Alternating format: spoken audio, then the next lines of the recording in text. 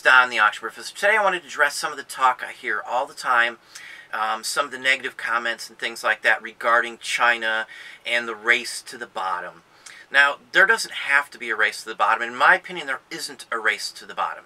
What's going on is nothing more than the actual standard business practices that happen across the globe at any given day of the week, all the time.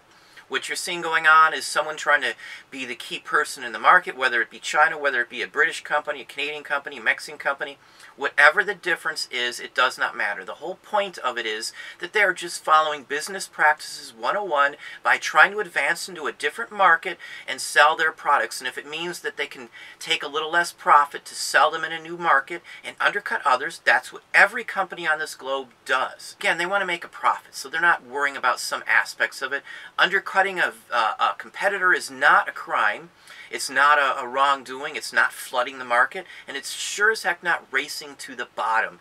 No one's forcing anybody to sell something without making a profit. If you were selling something and you're just not making any money on it, honestly, any business 101 class or even any business class, even an introductory class, is going to tell you that you need to move to a different item or a different market or a different avenue to sell that same item. It's just how business works, you know.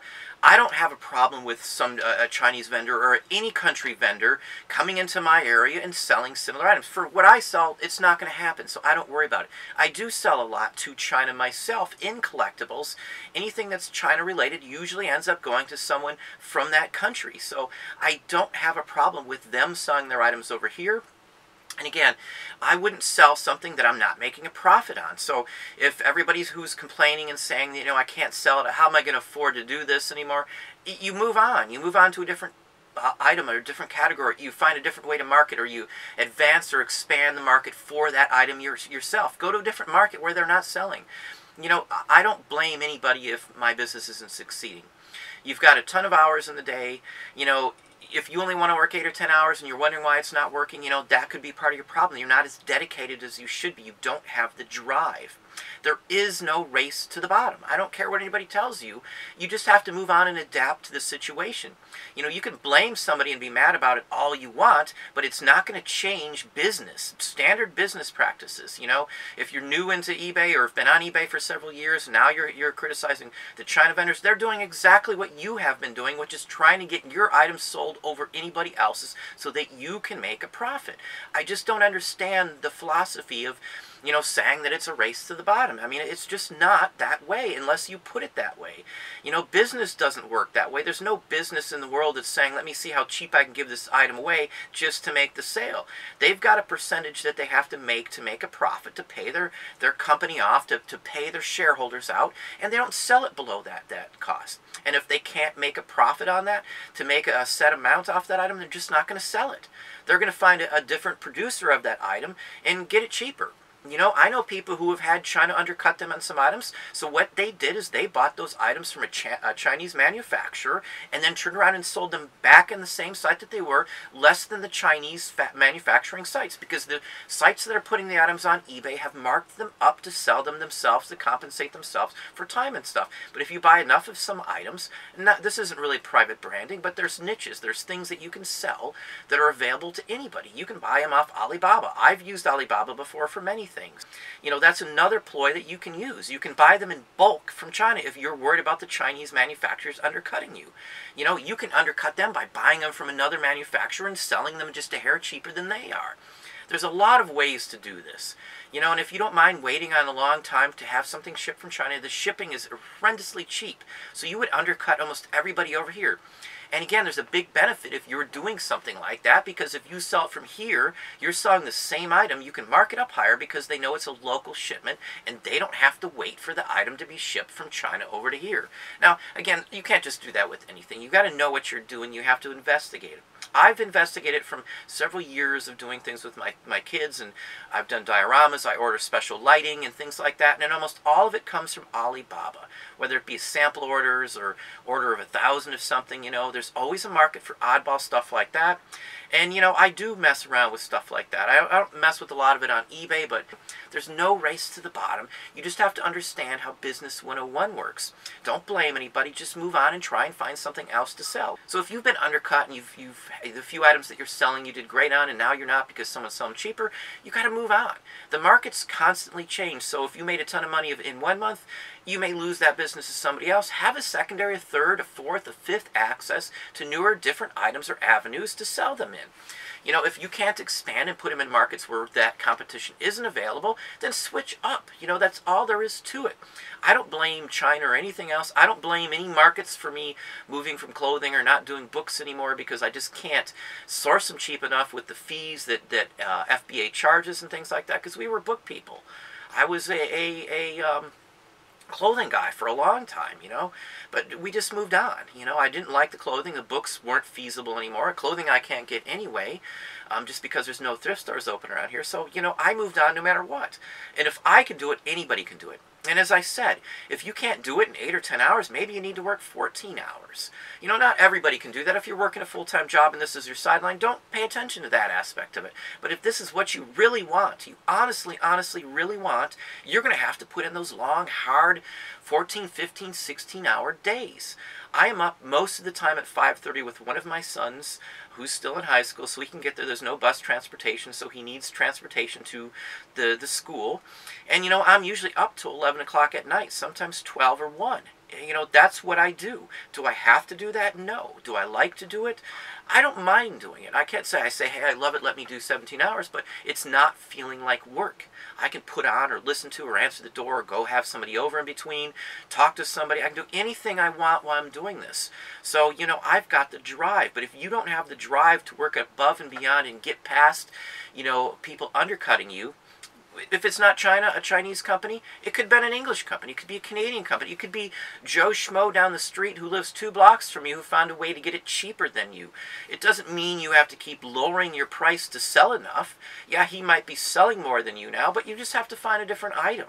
You know, there's just so many other options out here. Everything in the world now can be bought online, pretty much anything.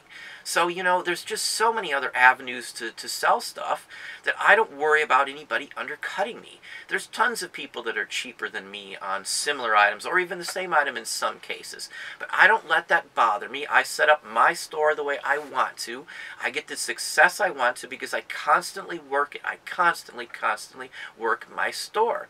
You know, and I look at all these aspects of it. I look at my competitors daily. That's the only reason I knew to do the zoom-ins is by looking at other people who are doing it and looking at their sales.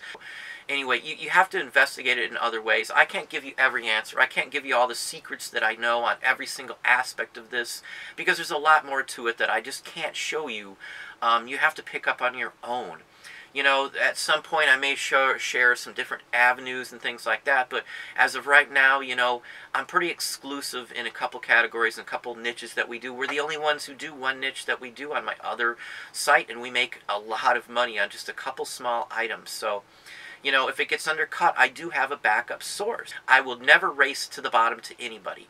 You know, if somebody can undercut me at a drastic amount where I can't make money, I'm just not going to sell it anymore. So again, look at your competitors, look at what's going on, find other avenues. There's many other places to sell on. There's tons of other items to sell as well. You have to look outside the box. You don't necessarily have to know everything about the other item that you're going to sell. You can learn it as you go. You know, like some people know vintage electronics, you know. Some of that stuff can be undercut from China or from Japan, from new items that are worth, you know, about what a vintage one is, but they can afford to sell it cheaper because of the mass quantity they're produced in. So, you know, there's many even collectibles that could be undercut, like vintage vinyl. A lot of the vintage vinyl is being undercut by Japanese imports that are fine quality, that sound mint condition, have the fidelity that they didn't have back then. And in that case, the older ones aren't worth as much. There's not as many audiophiles that collect those as would rather just have a brand new, being able to open up the record. It looks almost identical to the original, and boom, they've got a high quality, fine quality disc. So I don't mess with as many LPs as I used to. I've moved on. I learned to identify 78s or 45s. I moved to a different genre. So if rock started to die, I moved to polka or world music or imports specifically. So again, move up what you do. That's all there is to it.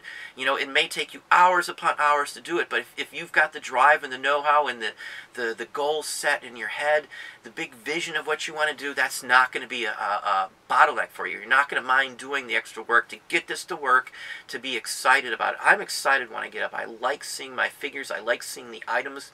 I love seeing the activity and the conversations and just the whole aspect of eBay. So I don't mind if I'm undercut. I can go ahead and find other avenues. You know, I've done it for the entire time I've been on.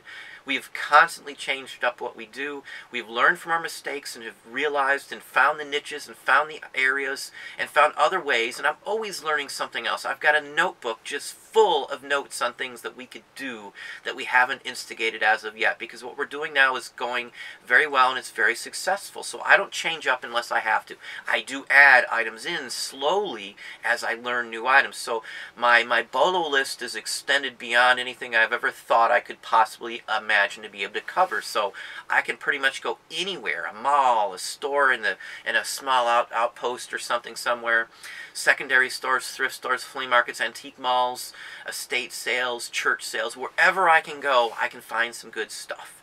You know, and that's without messing with clothing anymore at this point, because there's so many other items that are available. And just because you can't find a good comp on eBay doesn't mean that that item wouldn't sell in another source. You know, category alone, you could sell an item in a category and been selling it there all this time. Somebody undercuts you in that specific category, but if you listed that item in a different category, there may be nobody listing in that category, and you will be the only one there. Maybe there won't be as many people wanting that item, but you won't have any competition. So, you know, categories, people are very specific on where they look for items. So you can put things in a different area to really boost some sales to that. Anyway, that's what I have for you today.